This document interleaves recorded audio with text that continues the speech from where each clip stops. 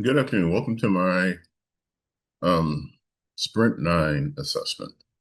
We were covering a lot of things, including channels, funnels, personas, and how you interact with them, how you run your experiments through your 90-day stretch. My 90-day stretch initially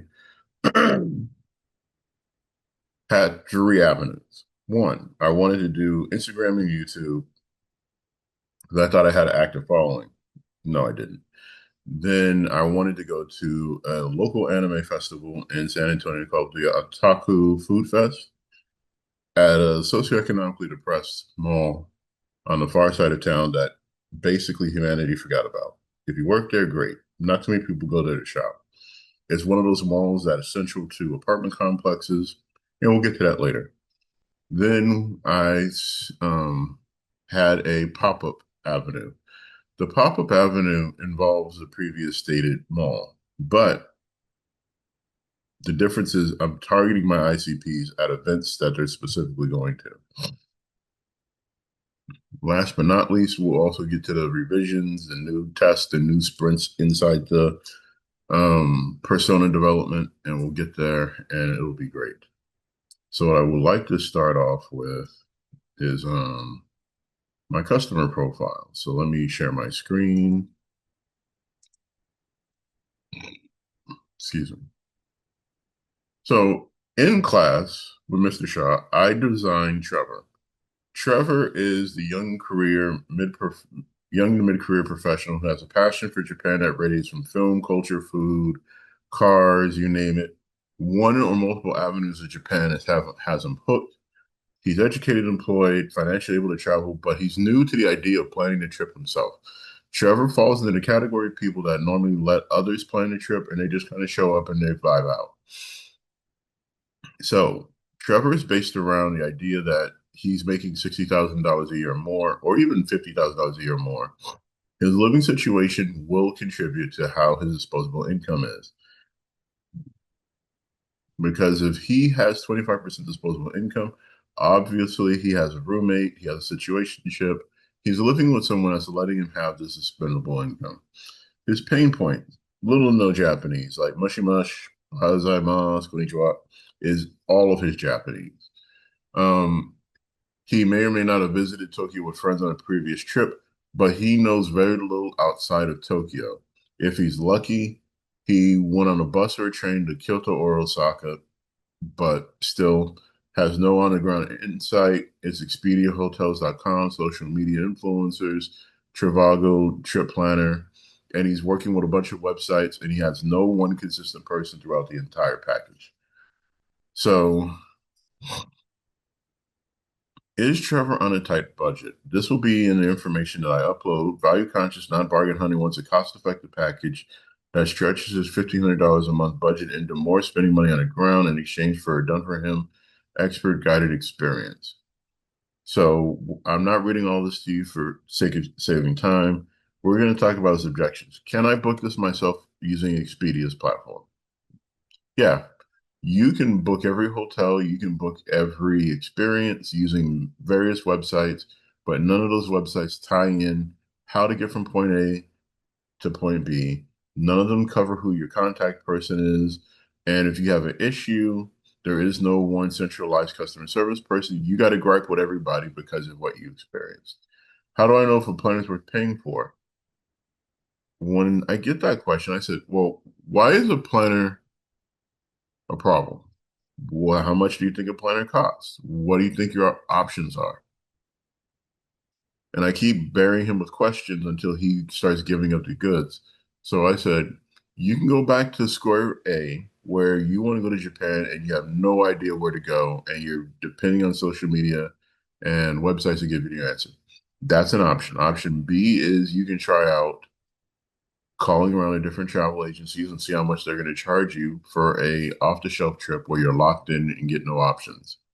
There's an option. So as I'm walking through the options, he's like, you know what? You have an AI and an app, and I can still call you for help. Winner. So the last one, what if I don't like the itinerary I'm given? Go into the app, tell Manami, you know what? I don't want to go sit in a tea ceremony. I want to go look at cars. Manami will help you get there. So the elevator pitch, we turn your Japanese passion into a trip you don't have to plan, and on-the-ground advice in your pocket before, during, and after, and for less than you spend figuring out alone. Can't make it any better than that. Now, with this, I have multiple personalities. Sinks, Dinks, and Families, Military, the Otaku, the Nerds, and the Dork, and Valerie. When I presented this to my mentor for one of our one-on-ones, he said, "You have too many ICPs." Cool. Let's tone down to three. So Trevor, Sinks, Dinks, and Families, and the Military. Now, when we go back to, and I don't need this anymore, when we go back to the Otaku Food Festival that happened in early June, for 2 days, I drove across the city to this mall carrying a sign. One side says, "Your HEB Wagyu beef is a lie." HEB is a major grocery company in Texas, and they claim to import Japanese Wagyu beef. They're using Wagyu cows that were imported from Japan to the US. They don't have the same conditions, they don't get the same treatment, and they don't have the same handling process for the high quality value meat. A lot of people don't know that. I know that because I live in Japan. The other side had, "Would you like $1,000 off your dream vacation to Japan?" So the entire mall, I walked the campus of the mall, everywhere the events were being offered for the festival. And my goal was to have conversations with 100 people, hand out 100 business cards. I handed out about 40 business cards, and I got over 40 rejections in the 2 days, 22 on the first day alone. People, "I don't have it. I have so much debt. I can't travel. I'm in arrears with my child support, so I cannot afford I can't get a passport." I heard all the issues. At the same time, on a positive note, I'm out of the 60 people I had conversations with, I met two that were military. One took a business card. The other one says, "You know what? I want to spend money and I want to go back to Japan. How do I get in contact with you?" He took my card. Haven't heard from him. He may have forgot or lost the card. It's cool. So what I learned is that I need to have a QR code that captures names, emails, and phone numbers. That way I can start following up and putting them in my phone. What I also relearned is that that part of town is socioeconomically depressed, and nobody wants to go to that mall unless there's something that they actually want to go to. So the majority of the people I talked to did fit any of my ICPs, and I wasted a lot of time on one side of it, but I relearned what I needed to do. I need to figure out where my people are, how to get in touch with them, how to get in front of them, and how to shoot the elevator pitch. So now let's go back to um, what this class was really about. So channels and experiments. I don't have any money. I'm a public educator, and one day is my goal to becoming more financially affluent.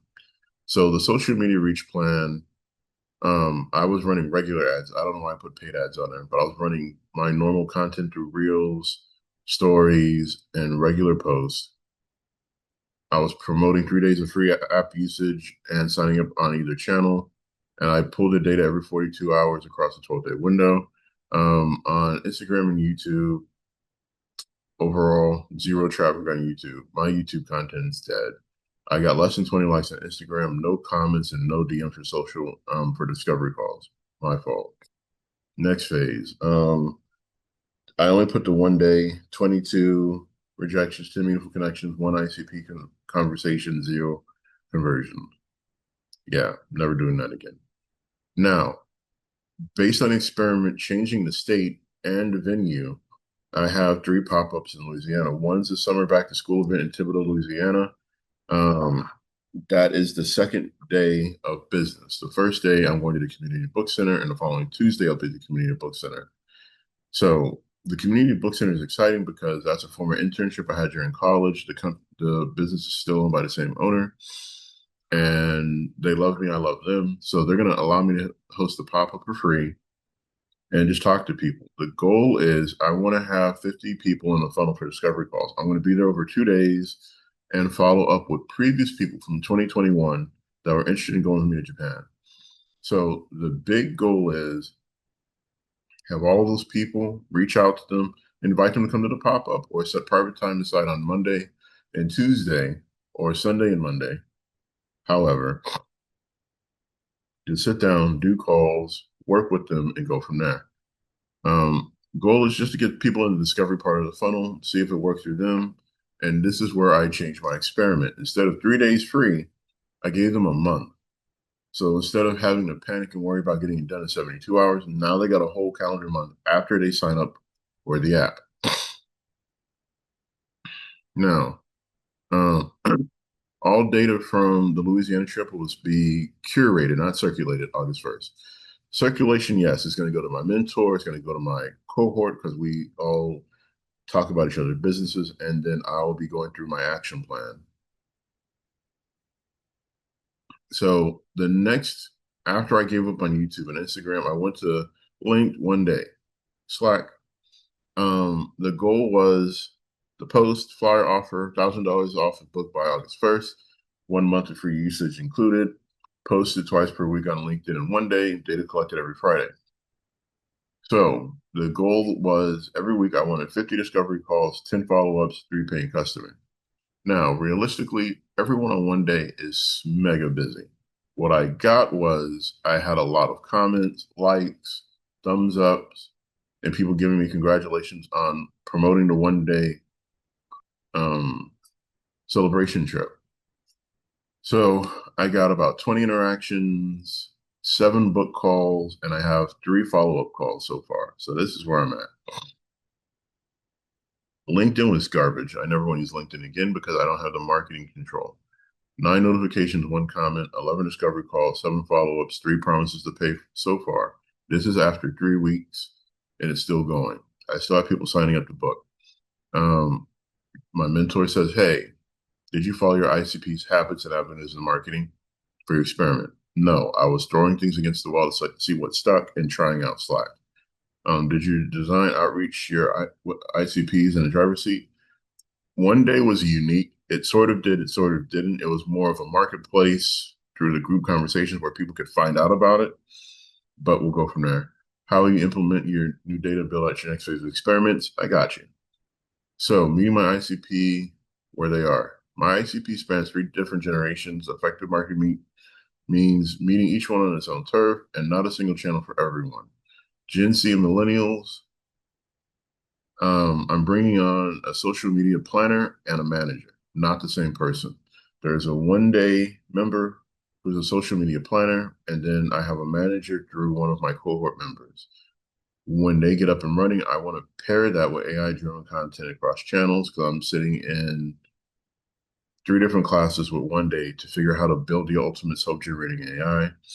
The Just generation is obsessed with social media. I want to meet them there consistently. I want to build a presence and a following. Long-term plan is if I get enough customers to go, I want to invite an influencer, fly them out, put them in a nice hotel, let them try out Japan, and bank off of their audience to get me some bookings.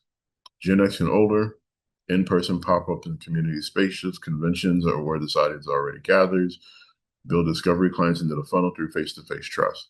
So if they see me, they talk to me, they shake my hand, they take a business card, they scan a QR code, they sign up, and they try it out. I already have had 6 steps of putting them into the pipeline at the discovery process. When they follow up, that gets into sales. So the initial analysis of my first experiment was the mindset of I wanted people with at least 15,000 in annual disposable income, balancing out the fact that the floor price to get to Japan from central time zone in the United States and stay for at least 10 days is about $5K per person. My value statement was not built for 40% of the market I was targeting because I had to start eliminating people that just didn't have disposable income. And with everything going on in the United States right now, a lot of people are losing jobs. So um, the buy bait signal had to change to match a better big. I'm a big ticket item, and it's okay. Now I'm going to stop here for a second. I had 2 families go to Japan. The first family, I did the old method of planning out their trip. It was still successful. I still provided the support, and they want to go again with me. Great. Second family had been to, the parents had been to Japan before. I was contacted through one of my buddies on a JET program. They got the prototype of the app. The app was successful. It never crashed. and they had the opportunity to try out the AI features to do certain time in the moment adventures, trips, and things to try out. What worked? The app survived. It made sure it was easier for them to plan out their trains using the Shinkansen bullet train. It was easier for them to map out routes using buses and taxis. And it provided them the support of being able to reach out, contact me, or dig through the database on the app. My app now has over 6,500 different items across the 31 cities in Japan I offer. So there's something for everybody, but I'm still constantly updating and adding. So the part of the experiment that I want to discuss here is that in the 1 day Slack, I put out a pitch that I need 20 beta testers. Why do I need 20 beta testers? Because if I can work out all the kinks from their feedback across my ICPs in the 1 day Slack, boom, I'm solid. That means that I can do my updates as of August 1st when I'm using my budget for the two marketing avenues and using my Replit and Cloud account to push through the updates. I think I'll be set. So let's go back to the slides, wrap this up, and get you out of here. So the free trial started off for 3 days. I don't think that was effective. Nobody signed up. They didn't want to waste the days. They were freaked out. Oh God, I only have 3 days to try this. We're not doing that. So split it to a month. Why? My mentor said that what's my cost of a new customer? I can give you $40. $40 for 1 month to try it out. And if you need more time, I already have a built-in code that I can give them where they can get up to 60 days. But they have to book calls with me. So the new goal is a wide defined funnel with few steps and dedicated scheduling. Get people in, keep them through the 30-day trial, and convert more of the people entering from every venue. So that means if it's a pop-up, if it's social media, if it's a convention, if it's a meet and greet, I want to get them in a funnel and keep them there.